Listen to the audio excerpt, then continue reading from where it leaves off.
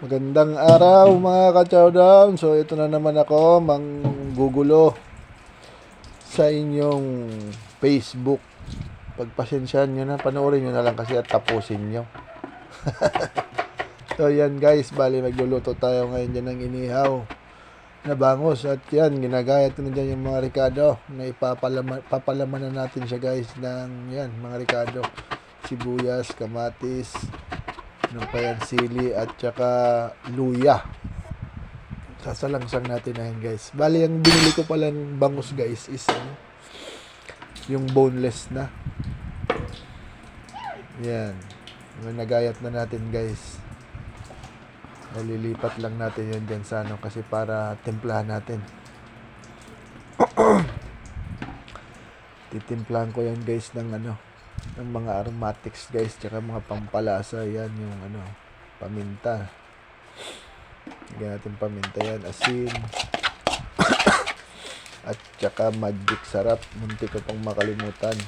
Yan, magic sarap guys, muntik pang makalimutan. At ayan na nga, mekos na natin yan guys. So yan yung nabili nating bangus na boneless guys. Pinaboneless ko na yan. Nung nabili ko yan, ano yan, siguro mga 3/4. Yan, hinugasan na muna natin. 3/4 yung kilo niyan guys. So goods na yan. Sa dalawa lang kaming kakain. Ayan. Sabay. Ayan. Ilalagay na natin dyan yung mga ano natin. Ipapalaman natin yung mga ricado guys.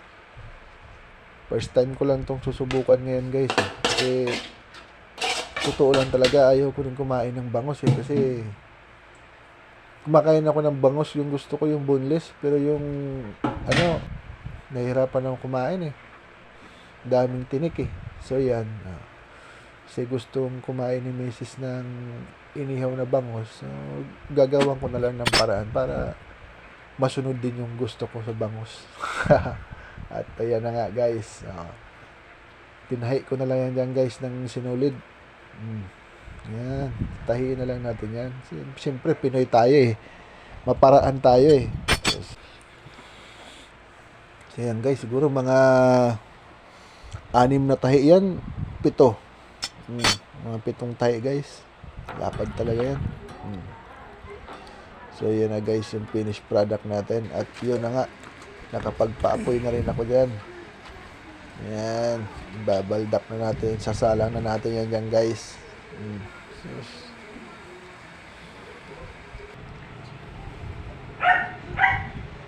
Yan na. So yan, habang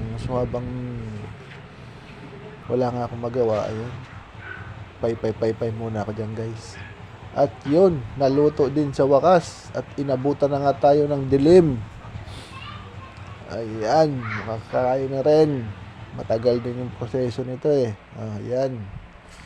Kung pinaksiw ko na lang tong bangus na to, saglit lang to sana naluto. Pero ayan, gusto natin kumain ng inihaw At ayan na nga,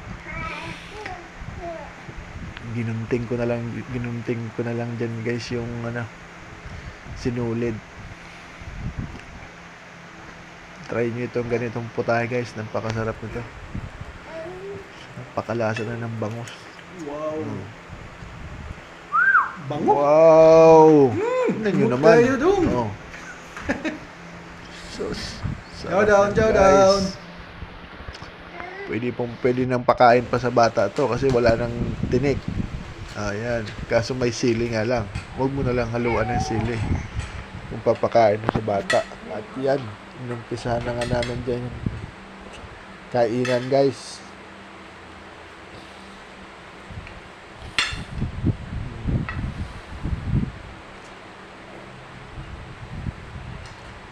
So bali yung kilo pala ng bangus dito sa amin, ano yan 180. Pero hindi siya yung ano, hindi yan yung bangus dagupan. Mas mahal yung bangus dagupan Tag 240 ata yun, 250 yung kilo. Pero ito ano lang ito, bangusan ba to? Mga ano.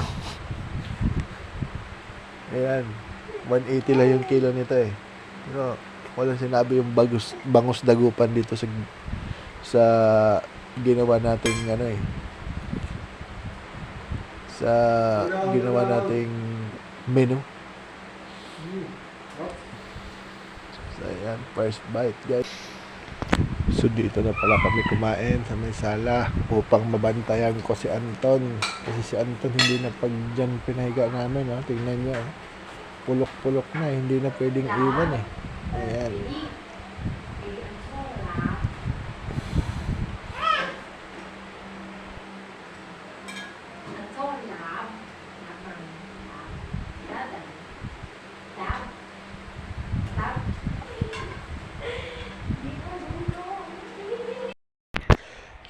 So, ayan, guys.